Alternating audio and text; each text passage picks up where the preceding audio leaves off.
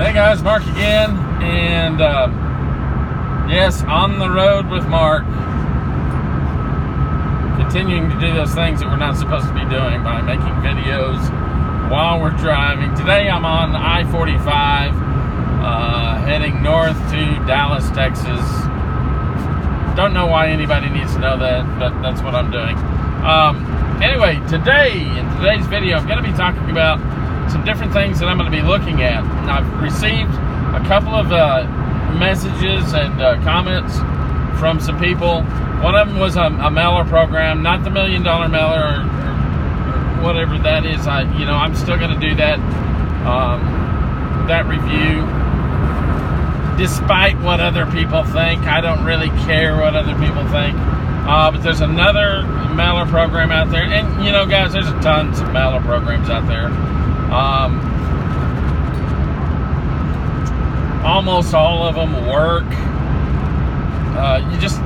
Almost anything works, okay? I mean, we could sit there and talk about how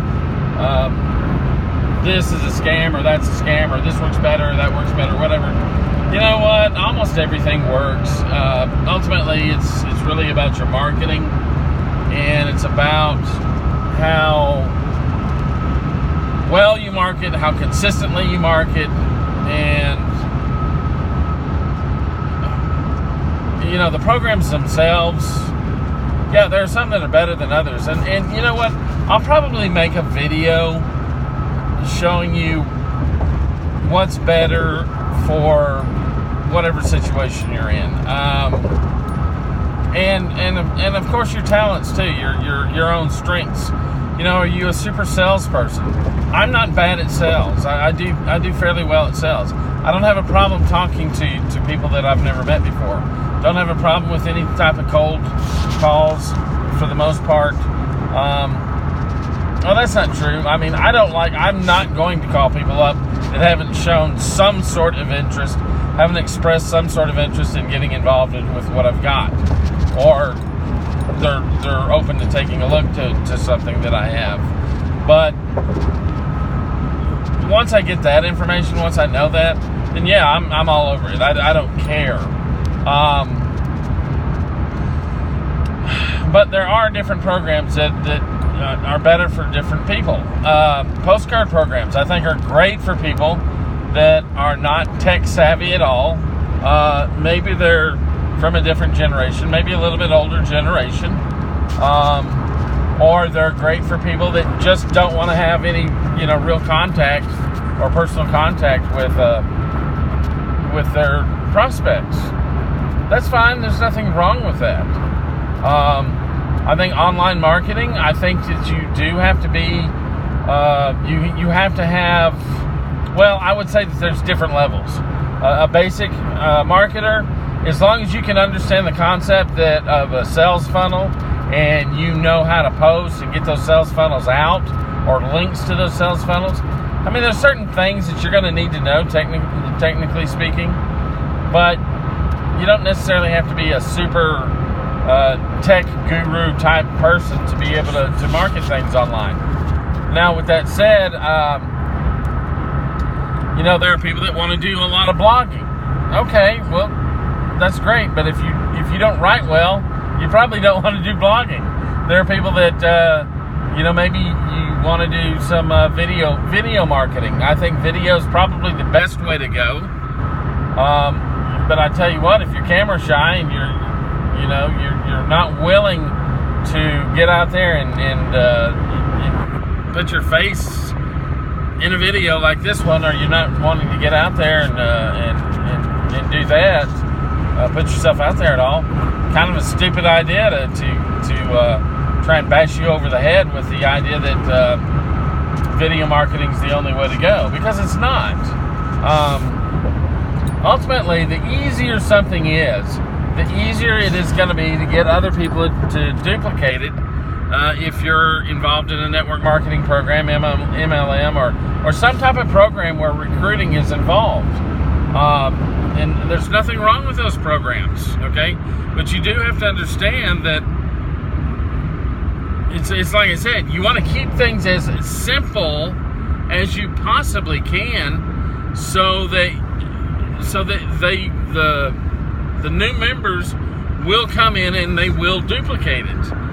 One of the easiest things that I've ever seen is, once you have a sales funnel that's set up, is to have some sort of co-op where everybody's advertising on radio or everybody's advertising in a very highly responsive ad campaign in a magazine or whatever it may be. Or maybe you're doing a service, whatever it is, but you're getting so many clicks to your site, to your program, with your marketing, with your promoting, with your advertising, your co-op advertising. And a lot of those are $100 or $150 or $200 or whatever. It just depends on how many prospects you want looking at your stuff. That's a very easy way to do it. Of course, it costs money, obviously, $150 or so. And then you have to be good, or you don't have to be good at it, but you have to be willing to get out there and follow up with those prospects. I mean, the money's in the follow-up, guys, so it's something that you want to do. But it is a very simple way for you to generate a lot of leads, to get a lot of leads, get a lot of eyes on your program, and that's essentially what you're trying to do. So, I wasn't expecting to go off in this direction today, but I do think it's important that you always focus on what your strengths are, and in terms of marketing, in terms of what kind of a salesperson you are, and you might want to sit down and kind of rank yourself in those terms. Now, what effective leaders understand is they don't work so much on their weaknesses as they work enhancing their strengths, and then they put other people in positions of their weaknesses. Like, for example, whenever I have a business, and I have a few, I'm just not that good with paperwork. I'm not that good with accounting for the money, doing payroll, all that stuff. So I always try and hire someone to do that. I don't try and hire someone. I always hire someone. Someone that's bad at it is still better than I am. But that's what I have to do. Because my strengths are other things. Coming up with ideas and maybe different designs, or teaching, or whatever, making videos. Those are some of my strengths. Talking to people in a webinar, talking to people on a conference call. Those are my strengths. I'm fairly good at persuading people to do things, and or to take action towards things. Closing, I'm not bad at it, but it's not my strength. So I generally will have someone else do, closing if it's a hard close. Now, I can do the closing. I'm getting better at it, but and that's one of those areas where it might not be your strongest. It might not be one of your strongest strengths or best strengths, but it's not so bad where you just have to hire people all the time to do them. So you need to assess what your strengths and weaknesses are, and find a way to address those weaknesses.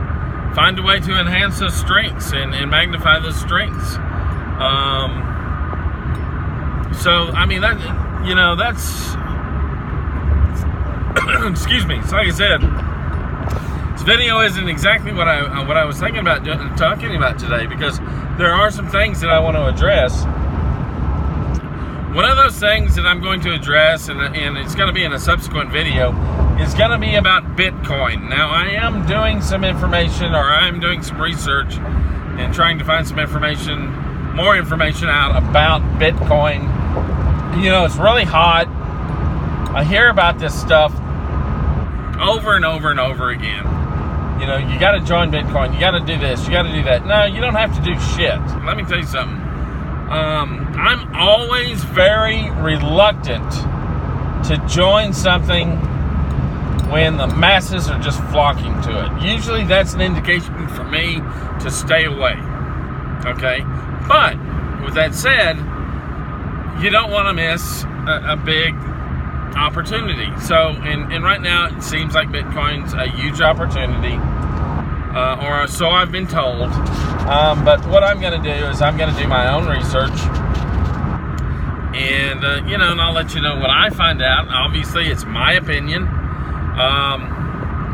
but I'm not going to just sit here and jump on that same boat and drink that Kool-Aid and say, oh yeah, you've got to join Bitcoin. No, you don't necessarily have to do jack. Do what is comfortable for you. I would love everybody to join me in my big ticket company at the $3,500 level or bigger, maybe the $6,000 level or bigger. But does that mean that I'm going to sit here and try and bash that over your head? Like that's the thing you need to do?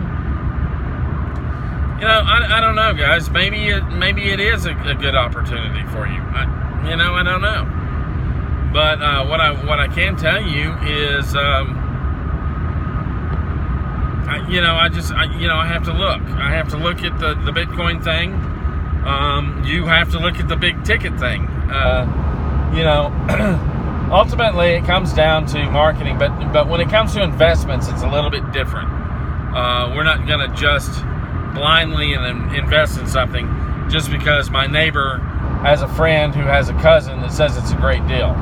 Okay, so with that said, guys, that's pretty much it for this video today. I just wanted to reach out to you and let you know that obviously there's some more things coming down the pike, but also, like I said, focus on those things that are good for you, whether it's a program, whether it's a marketing style or technique. Figure out what's good for you and go in that direction. We will talk about some of these things, what's better for some people in certain situations than it is for others in other situations. I will be talking about that, and once again, we will be focusing on what our strengths are and what our weaknesses are, and kind of customizing a program or a way of doing things that is most effective with those strengths and weaknesses in mind. So guys, with that said, take care, have a great day, and like always, I will see you at the top. Take care.